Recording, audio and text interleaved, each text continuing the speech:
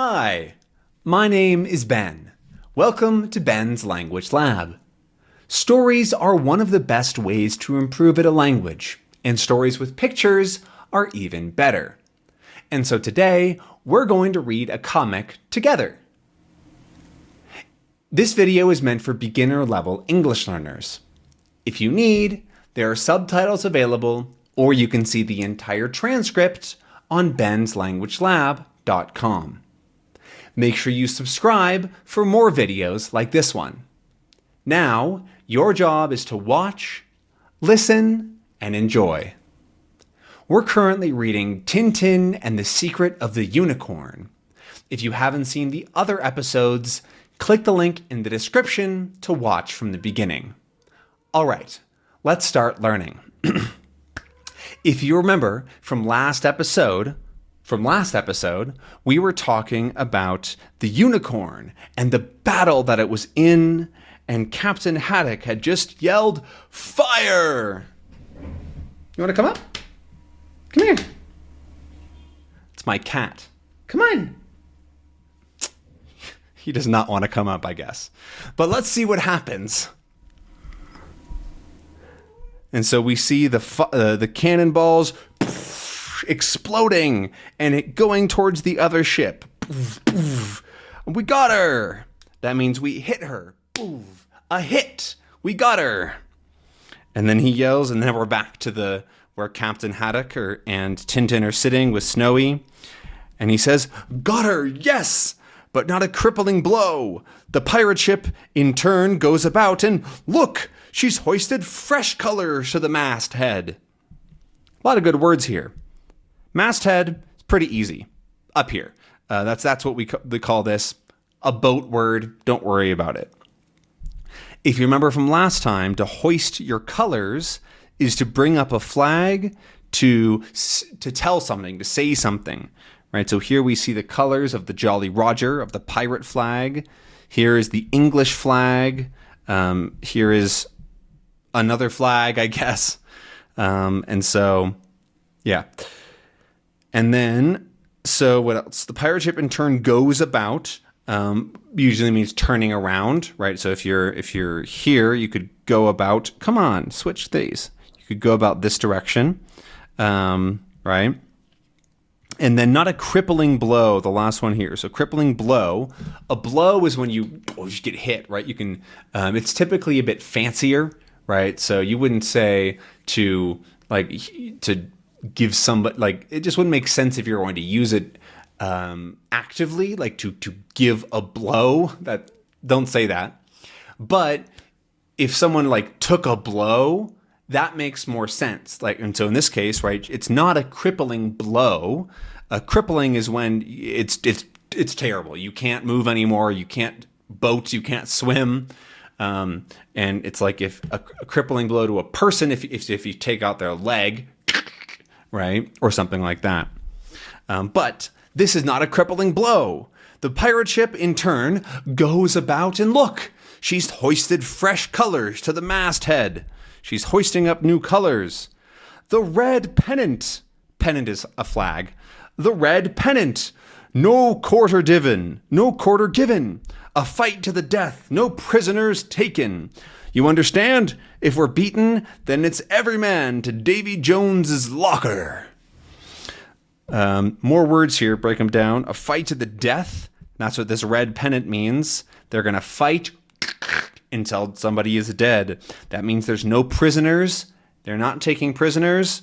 And so if we lose, we're all going down to Davy Jones' locker.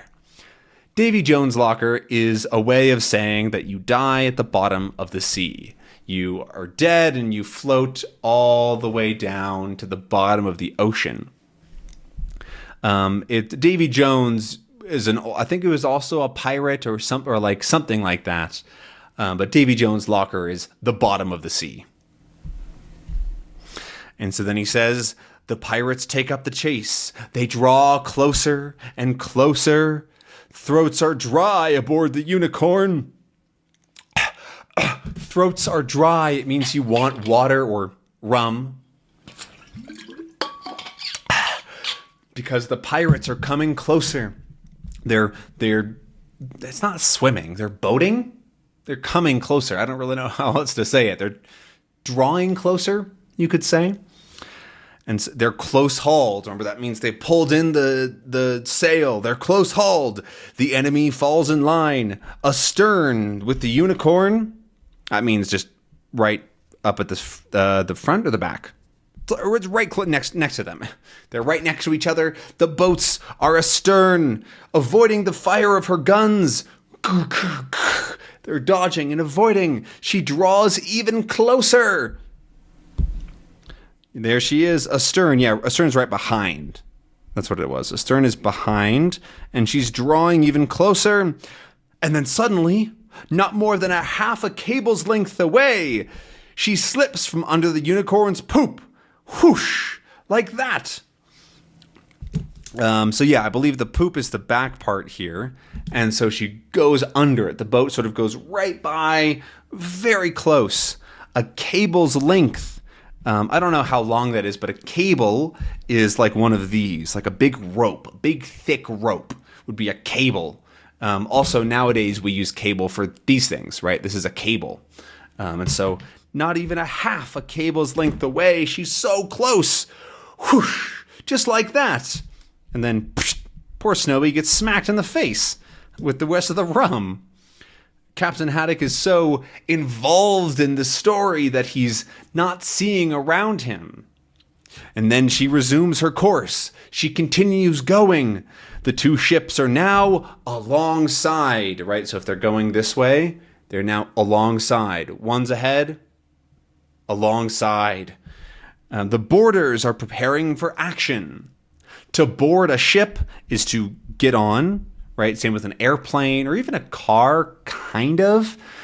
You wouldn't say that I'm boarding a car, but a passenger is on board in a car. But on a boat, you would definitely get on board. And so a boarder is somebody who is getting on to a boat.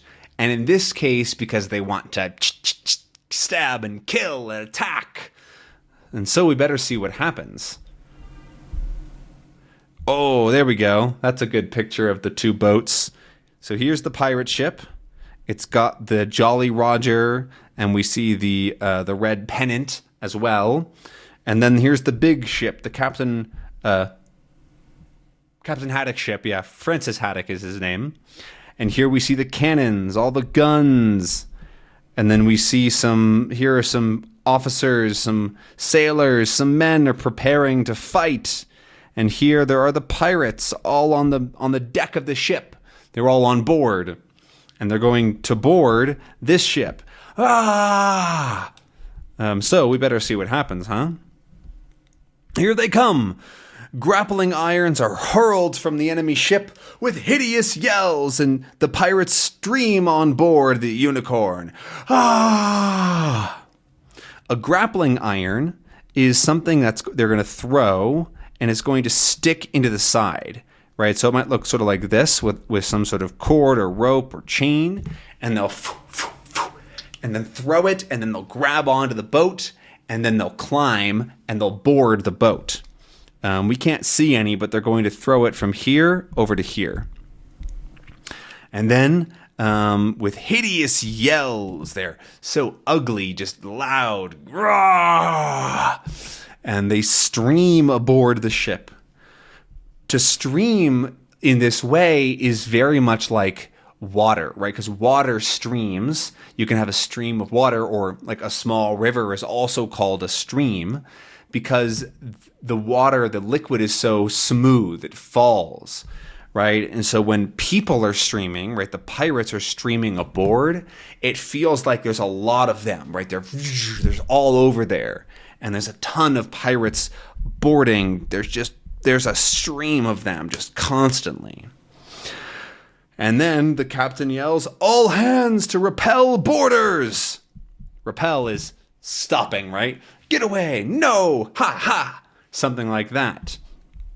Repel, you might also put bug repellent. If there's mosquitoes, right? You don't want them to sting you because then it really itches. Oh, it's super itchy, so you might have repellent. and you're repelling the mosquitoes, or you're repelling the boarders. All hands is a boat way of saying everyone. So everyone, repel the boarders, get rid of them. And then he slips and falls, bonk, right on his head, and he smashes the bottle.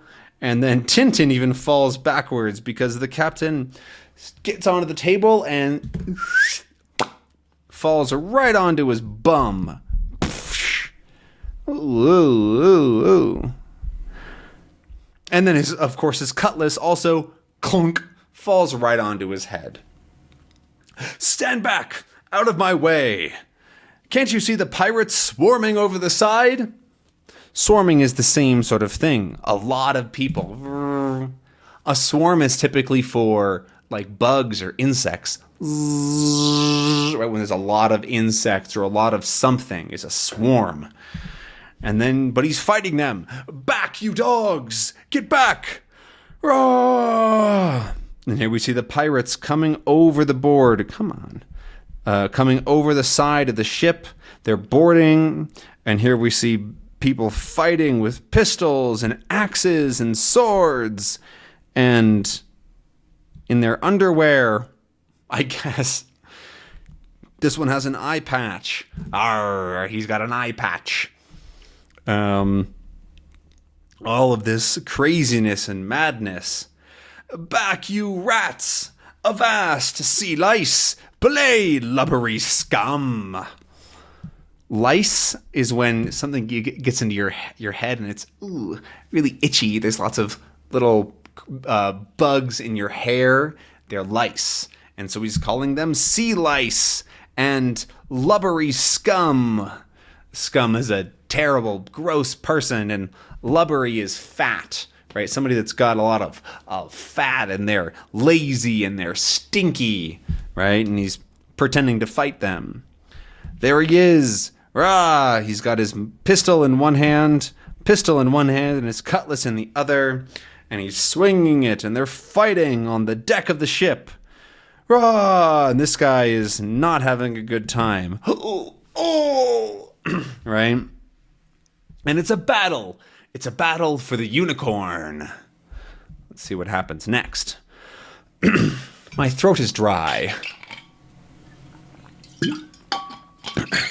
And then he says, ooh, and then another man says, he comes on and says, leave this man to me, lads. I want him to myself.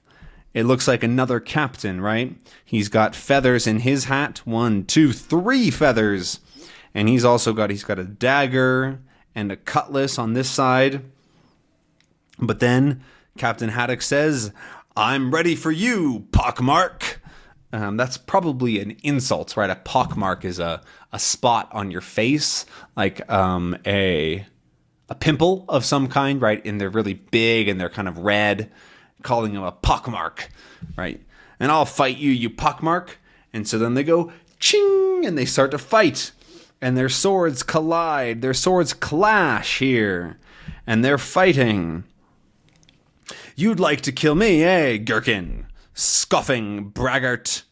And then we come back to the real Captain Haddock. Says, you saucy tramp! So you'd kill me, would you?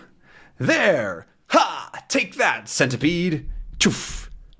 These are all just various insults that you don't really need to know. So I'm going to keep going to figure out what happens. Oh, so you'd attack me from the rear, would you, cowards? To attack from the rear is from this side, right? If somebody comes at his back, they try to get him in the back right here, that would be attacking from the rear. Haha, you cowards. You won't even face me. Look out for squalls. Whoosh. I don't even know what that is. What even is a squall? But Tintin gets poof, smacked in the face with the pillow that was on the end of his sword, because he throws it backwards and it hits Tintin right in the face. There's little feathers everywhere. And of course, poor Snowy is scared. Ah, what is happening?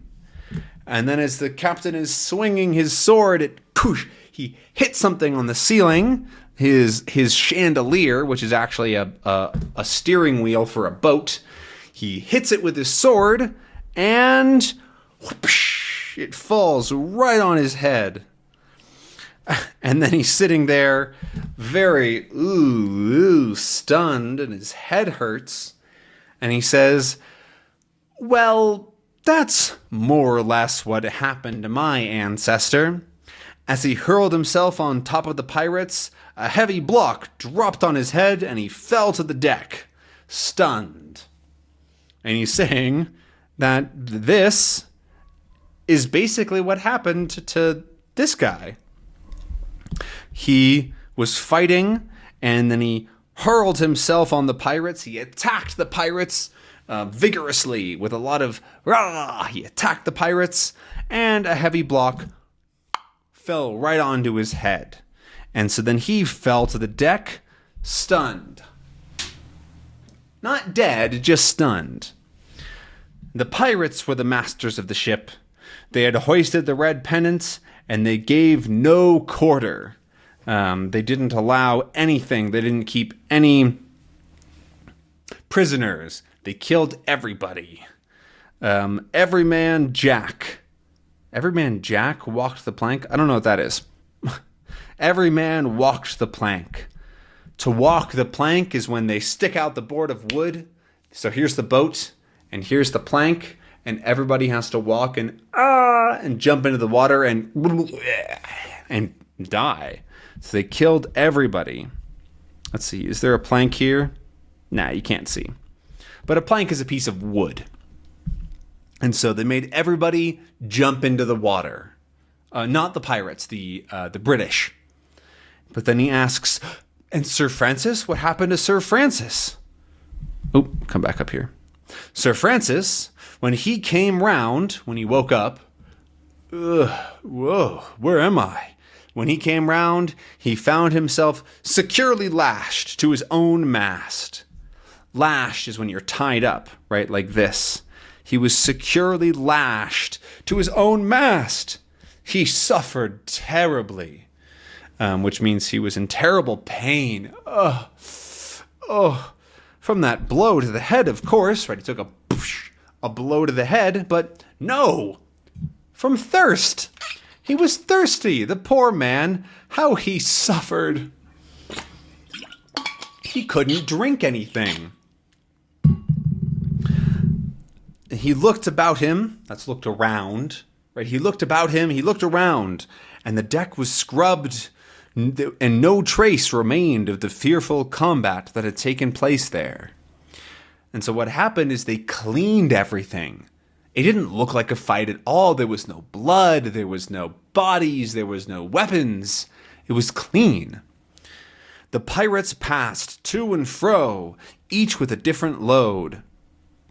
To and fro is back and forth, this way and that way, and there and here, to and fro, and they each were carrying different things, each with a different load. And then he asks, what's happening? Instead of pillaging our ship and making off with the booty, they're just doing the opposite, right? And so he thought what they would do is steal everything, destroy the ship, set it on fire, and then leave. But they're staying. They're putting stuff onto the ship, and booty is treasure. He thought they would steal their treasure, their gold. But what are they doing? And then he says, but there's a man approaching. He wears a crimson cloak, embroidered with a skull. He's the pirate chief. He comes near, and his breath reeks of rum. Whew! His breath smells like rum. Ugh! Terrible smell. And he says, regard me well, dog. I am Red Rackham. What he's wearing, by the way, is a crimson cloak. That's this. A crimson cloak is here, and it's embroidered with a skull. You can see the skull here. Embroidery is when you put something very small onto like a piece, a shirt or something like that. It's a very small piece of other fabric, right? So it's like the shirt. And he says, "Regard me well, dog. I am Red Rackham, your servant, sir. And I am Sir Francis Haddock." And he's saying who he is, Red Rackham. And then, "Doesn't my name freeze your blood, eh? Aren't you afraid of me?" "Oh, I'm so afraid." "Right. Listen to me. You have killed Diego the Dreadful, my trusty mate." Mate is the person that is helping on the ship. So his second mate, who is named Diego the Dreadful, and he's dead now. "More than half my crew are dead or wounded." They're either or ow, right? "My ship is foundering, damaged by your first attack." Right? So when they hit him with the cannonballs, too big of an explosion. Careful now. And so the ship doesn't work. Your first attack, then hold below the water line as we boarded you. So here's the boat, right? And here's the water. And if you get a hole here, the water is going to go in and the ship is going to sink. And that's what's happening to his ship. However, we're going to have to figure out what happens in the next episode. We're going to leave it there for today. Thank you so much for watching and enjoying, and make sure that you're subscribed to the channel and comment below with how it went. Remember, all transcripts are available on benslanguagelab.com. I'll see you next time. Bye.